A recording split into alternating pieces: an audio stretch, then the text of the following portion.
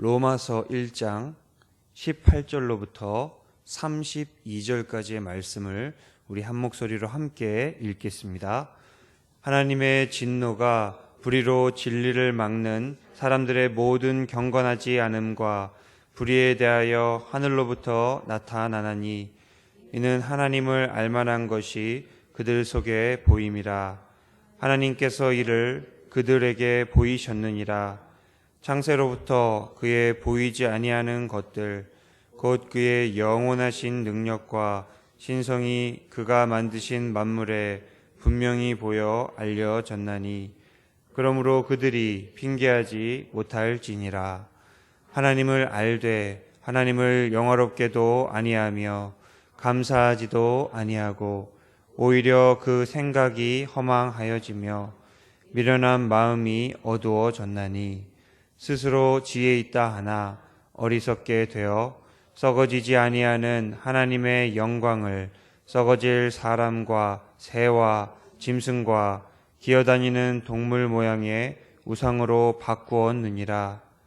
그러므로 하나님께서 그들을 마음의 정욕대로 더러움에 내버려 두사 그들의 몸을 서로 욕되게 하게 하셨으니 이는 그들이 하나님의 진리를 거짓 것으로 바꾸어 피조물을 조물주보다 더 경배하고 섬김이라.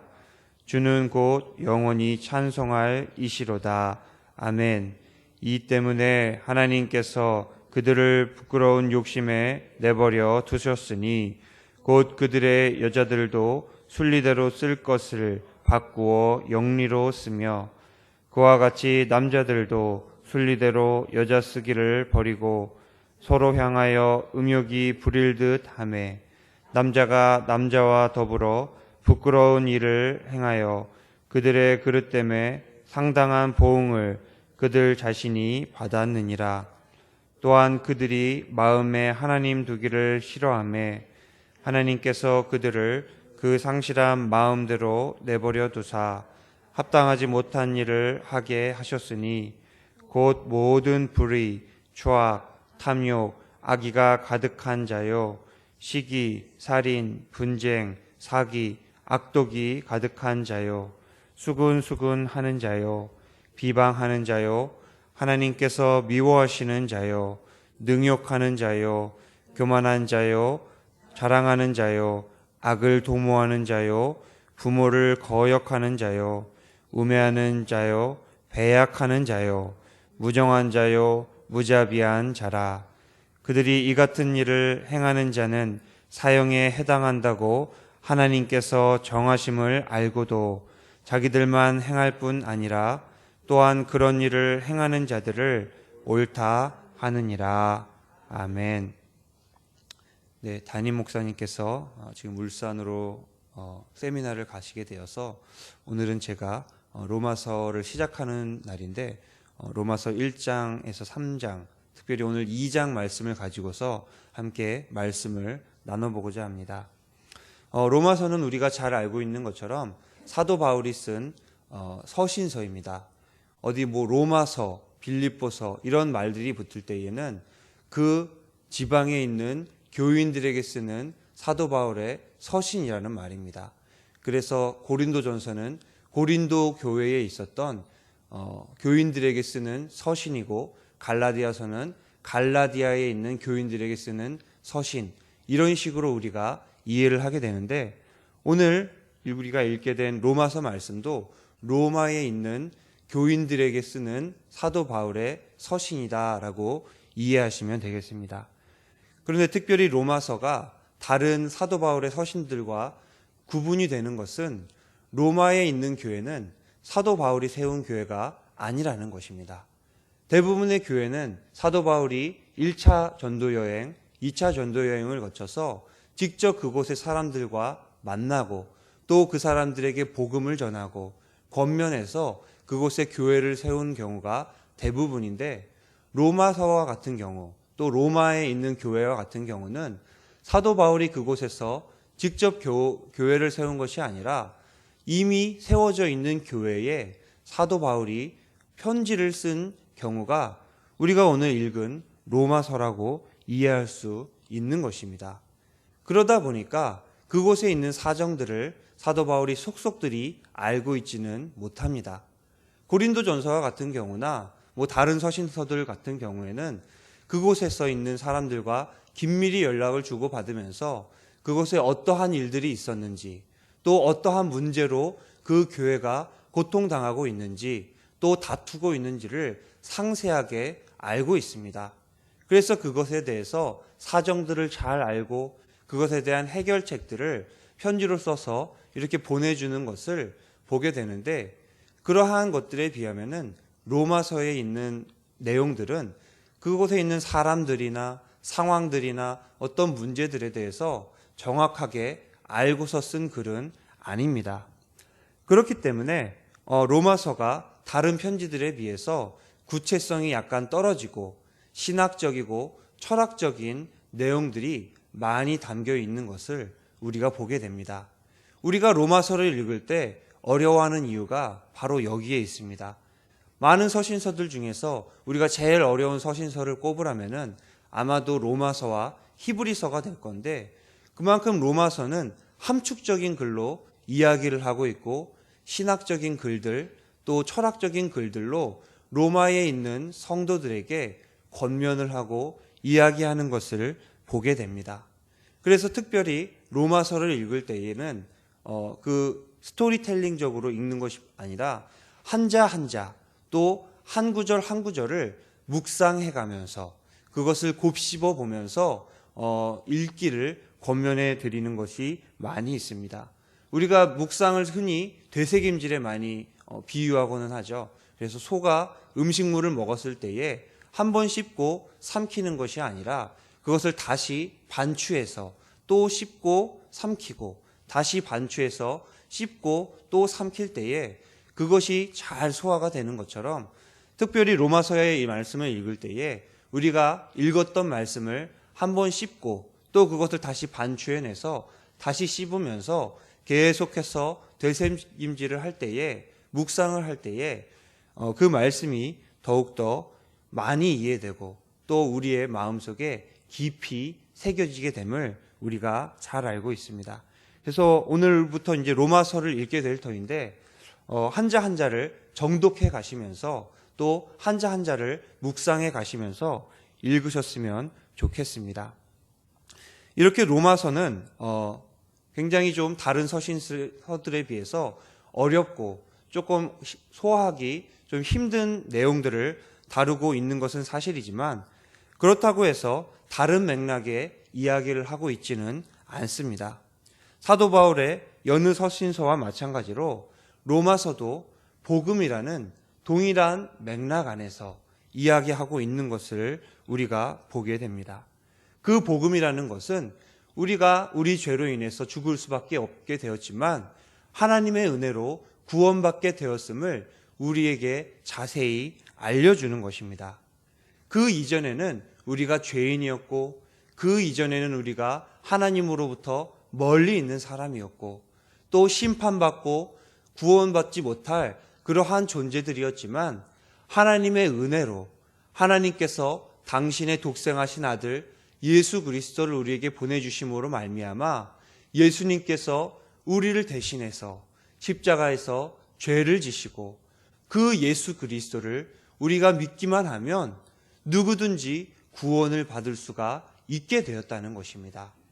사도 바울은 이곳저곳에서 다른 상황들에 대해서 여러 가지 다른 말들로 권면을 하고 있지만 그의 중심에는 여전히 복음이라는 맥락이 흐르고 있는 것을 우리가 볼 수가 있는 것입니다.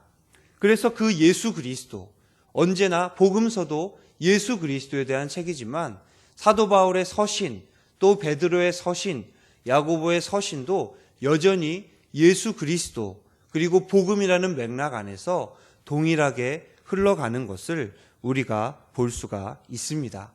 사도 바울은 이러한 복음을 전하기 위하여서 1차 전도 여행을 떠나고 2차 전도 여행을 떠나고 또 오늘 로마서의 말씀에서 볼 수가 있는 것처럼 지금 내가 로마를 거쳐서 서바나, 그러니까 지금의 스페인 지방까지 그 복음을 전하려 하노라라고 고백하는 것을 우리가 볼 수 있습니다. 그런데 이러한 복음을 전하는 사도 바울만의 독특한 방식이 있습니다. 그것은 우리가 죄인이라는 데서 시작을 하게 된다는 것입니다. 사도 바울은 복음을 전하기에 앞서서 먼저 우리가 얼마나 하나님 앞에서 죄인인지, 우리가 얼마나 하나님 앞에서 진노의 자녀였는지를 우리에게 잘 보여주고 있습니다.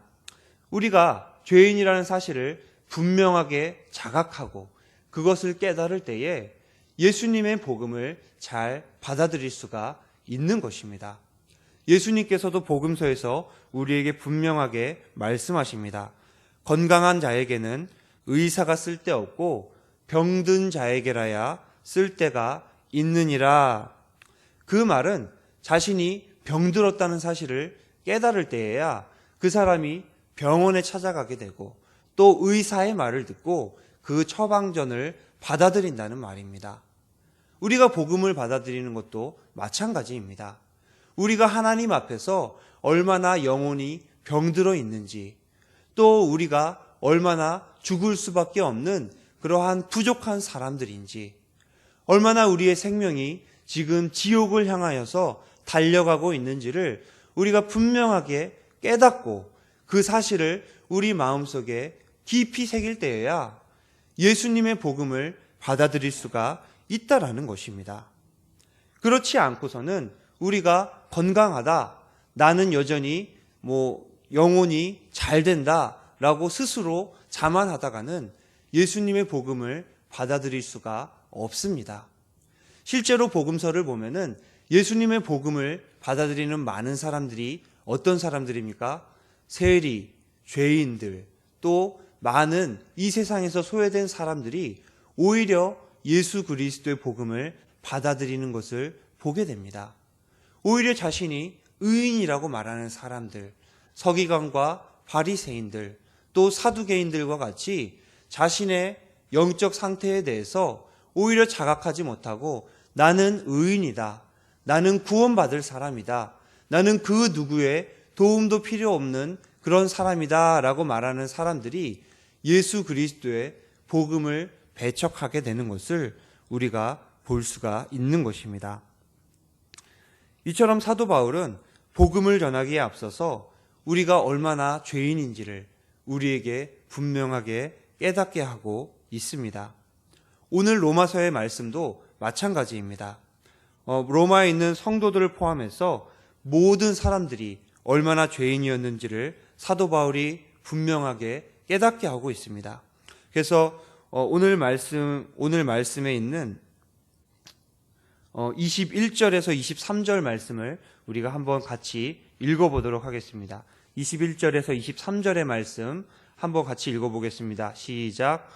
하나님을 알되 하나님을 영화롭게도 아니하며 감사하지도 아니하고 오히려 그 생각이 허망하여지며 미련한 마음이 어두워졌나니 스스로 지혜 있다 하나 어리석게 되어 썩어지지 아니하는 하나님의 영광을 썩어질 사람과 새와 짐승과 기어다니는 동물 모양의 우상으로 바꾸었느니라.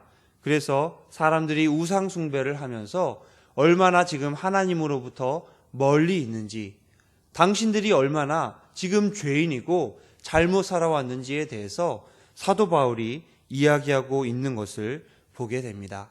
그래서 3장 10절까지 이렇게 쭉 가게 되면은 그 결론을 내리고 있는데 3장 10절에서 이렇게 결론을 내립니다.